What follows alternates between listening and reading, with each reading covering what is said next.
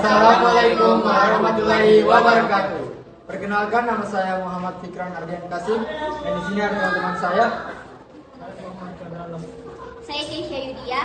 Saya Muhammad Syafiq Al-Ghifari. Dan dua teman saya yaitu Adinda Maharani dan Nurul Azhara. Oke, jadi di video kali ini kita dari kelompok 4 kimia akan menjelaskan apa itu koloid.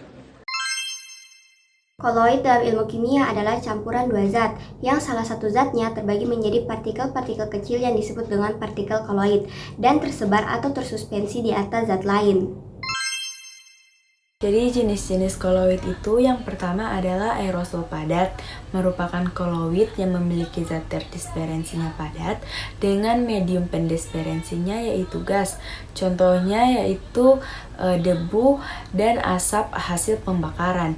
Yang kedua adalah aerosol cair, fase zat yang terdisperensinya adalah cair, kemudian pendisperensinya adalah gas. Contohnya adalah pembentukan awan, kabut, dan semprotan.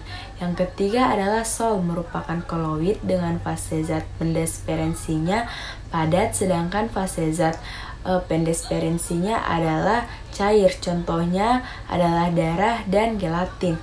Yang keempat adalah sol padat, merupakan koloid dengan fase zat terdisperensinya dan zat pendisperensinya adalah sama-sama padat.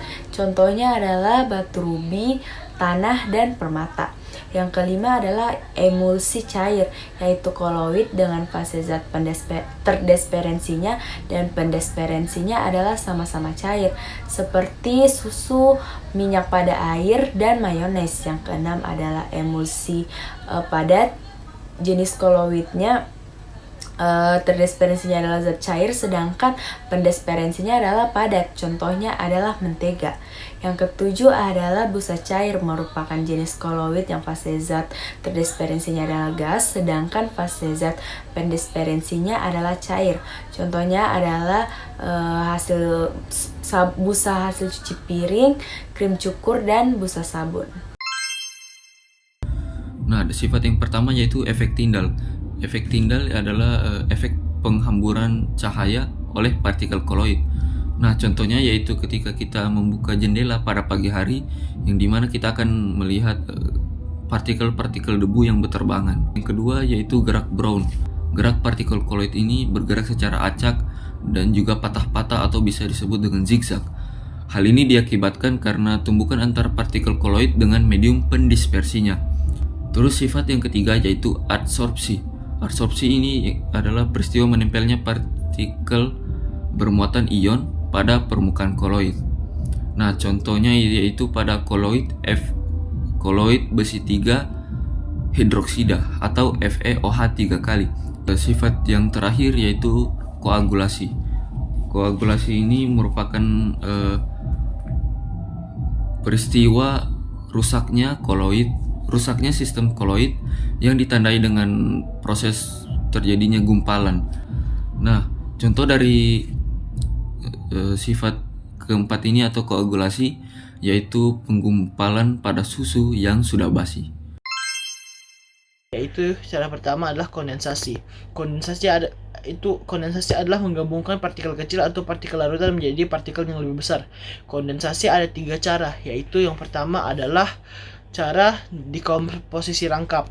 Dekomposisi rangkap merupakan penguraian suatu zat menjadi zat yang lebih sederhana. Contohnya ada AS2O3AQ tambah 3H2SG AS2S3S tambah 3H2OL.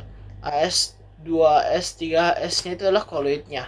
Baru ada reaksi hidrolisis. Reaksi hidrolisis merupakan reaksi suatu senyawa dengan molekul air untuk menghasilkan sologa. Contoh FeCl 3AQ sama dengan 3H2O L FeOH 3S 3HCl AQ.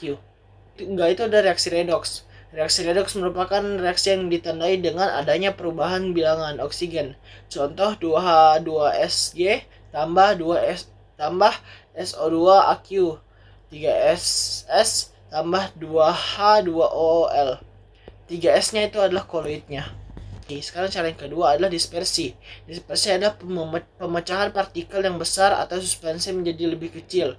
Dispersi juga ada 3 cara, yaitu yang pertama adalah cara mekanik. Cara mekanik adalah merupakan penghalusan partikel-partikel besar zat padat dengan proses pengerasan untuk dapat membentuk partikel ukuran koloid. Contohnya ada sol belerang yang dibuat dengan mengerus serbuk belerang bersama-sama dengan gula pasir. Kemudian serbuk yang sudah halus tersebut dicampurkan dengan air. Dan yang kedua itu adalah cara peptisasi atau pembuatan koloid dari butir-butir kasar atau endapan dengan bantuan suatu zat pembaptisasi atau pemecah. Contoh yang pertama ada endapan AlOH3 dipeptisasikan oleh AlCl3. Yang kedua itu ada agar-agar dipeptisasikan oleh air. Dan cara terakhir adalah busur predik. Busur predik merupakan alat khusus yang digunakan untuk membentuk koloid logam. Contohnya seperti Ag, Au, dan PT. Produk makanan yang akan kami buat yaitu Dalgona Coffee. Dalgona Coffee sendiri dibuat menggunakan teknik pembuatan koloid mekanik. Dan Dalgona Coffee merupakan koloid jenis buih. Buih Dalgona Coffee sendiri terbentuk karena gas terdispersi dalam kopi cair. Alat dan bahan yang dibutuhkan yang pertama ada bahannya yaitu es batu, terus Nescafe, gula, sama susu. Alatnya ada botol kosong gelas. Oh iya, banyak satu air juga. Pembuatannya yang pertama kita taruh Nescafe. Selanjutnya adalah gula. Selanjutnya kita akan taruh air. Selanjutnya tinggal digodok. Selanjutnya tuang es batu, tuang susu, tuang dalgonanya. Dalgona sudah jadi.